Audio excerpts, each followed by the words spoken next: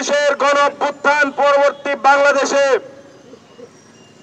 এই বিডিআর হত্যাকাণ্ড নিয়ে আমাদেরকে আন্দোলন করে দাবি আদায়ের পথ বেছে নিতে হচ্ছে।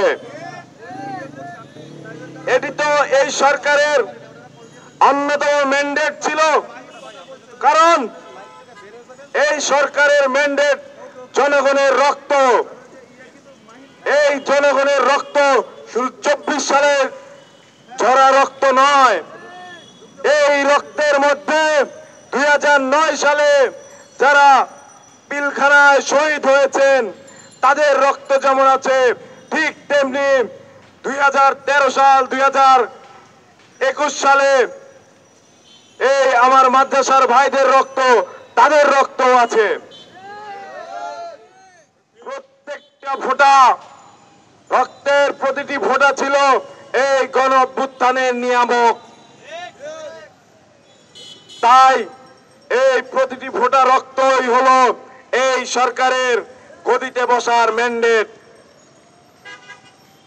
আজকে ক্ষতিগ্রস্ত যারা বিডিআর এবং তাদের পরিবারের সদস্য, যাদের সাথে অধিকাংশ অন্যায় হয়েছে, আমরা সেখানে ন্যায় বিচারের জন্য দাঁড়িয়েছি।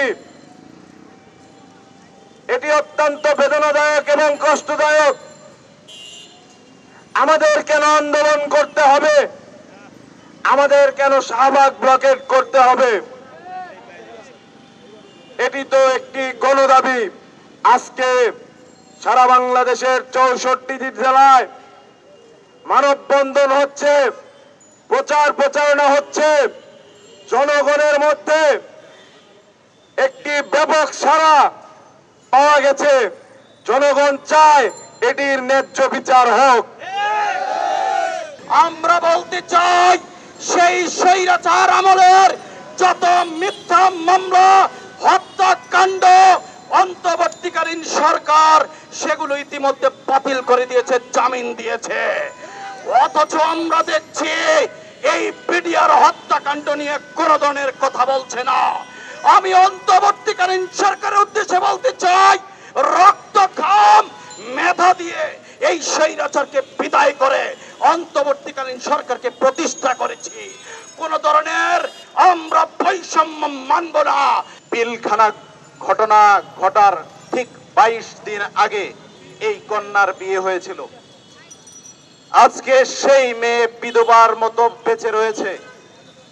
একটি পরিবার থেকে যদি চারটি পুরুষ জেলখানার অন্ধকার কোটরিতে বসবাস করে, সেই পরিবার কি ধ্বংস হওয়ার আর কোনো বাকি থাকে কিনা আমি জানতে চাই। এভাবে আর কত তাল বাহানা করা হবে বিডিআরদেরকে নিয়ে? আমাদের এই বিডিআর হত্যা মামলার যত দ্রুত সম্ভব একটি সমাধান এনে দিতে হবে সরকারকে। আমি আরো একটি কথা বলতে চাই ছাত্র জনতার উদ্দেশ্যে। এই বিডিআর মৃত্যু হয়েছে, আমরা কথা বলি, এটা শুধুমাত্র এই বিডিআর মৃত্যু হয়েছে পরিবাররা ক্ষতিগ্রস্ত হয়েছে, শুধু তাদের কথা নয়। আমি মনে করি এই কথাগুলো চারিত্রিক হওয়া উচিত। এই কথাগুলো প্রতিটি পাড়া মহল্লে কথা বলা উচিত। সকল জনতার মাঝে এই নিয়ে কথা বলা উচিত। ষড়যন্ত্র করে বাংলাদেশের স্বাধীনতার সার্বভৌমত্বকে নস্যাৎ করার গভীর ষড়যন্ত্র ছিল বিডিআর হত্যাকাণ্ডের মধ্য দিয়ে। প্রিয় সাথী বন্ধুগণ, আজকে তথ্যহীন ভাষায় বলতে চাই, যারা সেই নির্মমতার শিকার হয়েছিল, এখনো যারা কারাবন্দী রয়েছে, অবিলম্বে এই জানুয়ারি মাসেই তাদেরকে মুক্তি দিতে হবে। আমাদের যে তদন্ত কমিশন আছে, তদন্ত কমিশনকে নিরপেক্ষভাবে কাজ করার জন্য তাদেরকে সুযোগ করে দিতে হবে এবং তাদেরকে সুপ্রিম কোর্টের বিচারকের প্রত্যেকটা বিচারকের মর্যাদা দিতে হবে।